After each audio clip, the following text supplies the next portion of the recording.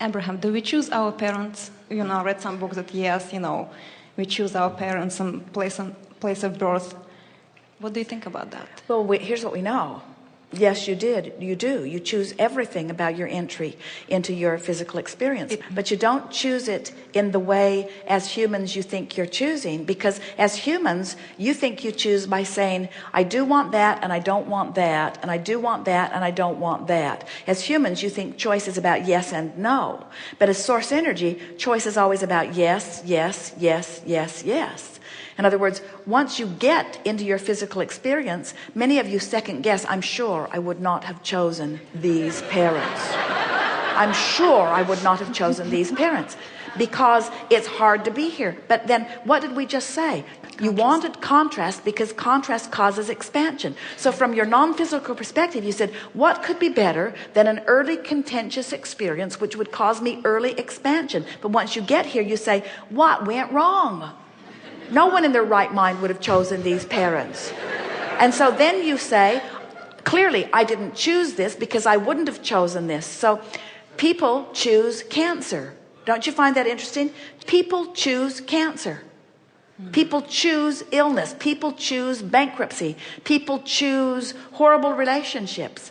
And yet people would say, oh, Abraham, that doesn't make sense. Nobody would choose those unwanted things. And we say, we didn't say you looked at them and said yes to them. We said you looked at them. Because whether you're looking at it and saying yes or looking at it and saying no, you're still choosing it.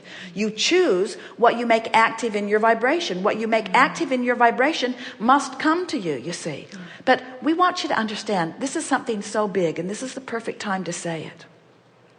The contrast is causing you to do all of your choosing. But then when you hold yourself in vibrational separation from what you've chosen, you live the absence of what you were really choosing. And then you say, why would I have chosen this? And we say, it's your weakness of not being in alignment with what you really chose that causes you to live the absence of what you really chose. You with us? Yeah. This is the same subject as there is no dark switch. You don't walk into a room and look for a dark switch.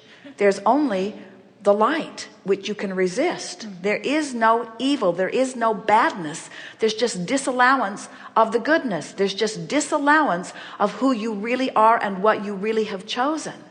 So when it feels like you're making bad choices, we would like to say, and we would like you to say it and remember it and repeat it until you really know it. It isn't that I'm making bad choices.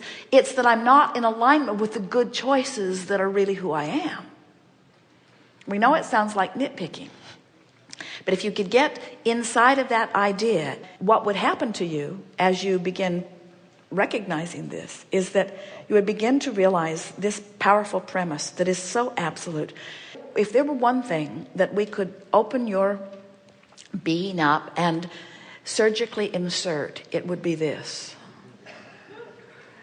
We can't, so don't worry about it. The little prick you just felt on your back, that wasn't us. That wasn't us.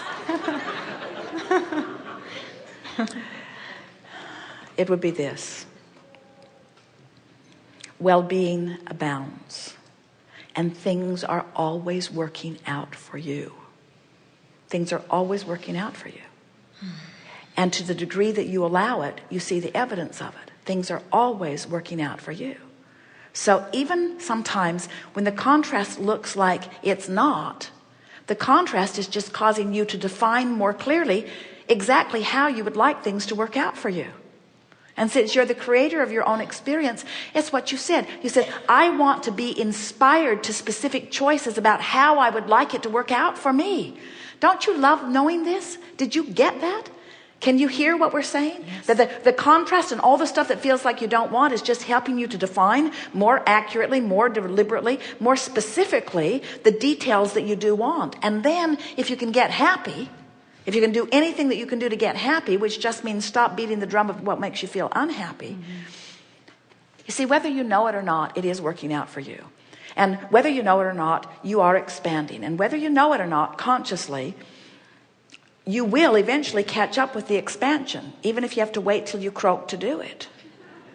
And so nothing that we're saying even needs to be said, because you can't get it wrong. You're going to come forth. You made the decision. You're going to be born. And from this vantage point, you can't undo that. You're born. And now you're having exposure to experience. You can't undo that either. And you're having personal knee-jerk responses to experience. So you're having requests of what would feel like an improved life to you. You can't stop doing that. So the process and the cycle of your pre-intentions, even to this life experience, are happening. In other words, it's going well, it's becoming, it's just the way that you knew that it would be. And even if you don't know about law of attraction, and you don't know about your emotional guidance system, and you don't care about feeling good, and you've been convinced that you're not supposed to feel good, and so you don't deliberately turn and catch up with it, when you croak, you do, and then you come forth again. In other words, it's this cycle that you don't have to know about in order for it to succeed, in order for you to contribute to the eternalness of it. In other words, all of that is intact. So this gathering isn't about a necessity to fix something. Future is assured because of the way the process works. It is so perfect, it cannot be messed with. It cannot be forsaken. It cannot be screwed up. You can't get it wrong. There is nothing that you can do that would do anything other than cause you to ask for something better. And when you do, it is a vibrational fact that will eventually manifest. And there is no regression. When you're wise enough to start making the thought that feels better your criteria, you're not telling the story because it's true or because it's fact or because it's entertaining. You're telling the story because it feels better, because it feels better, because it feels better. Now you move to this place and this place and this place and this place and this place, and before you know it, you're not a match to the contrast. You're a match to what the contrast produced. You're a match to the expanded version of you. And now you feel triumphant. Coming into alignment with who you are, especially after not being in alignment with who you are, is the sweetest feeling of the world.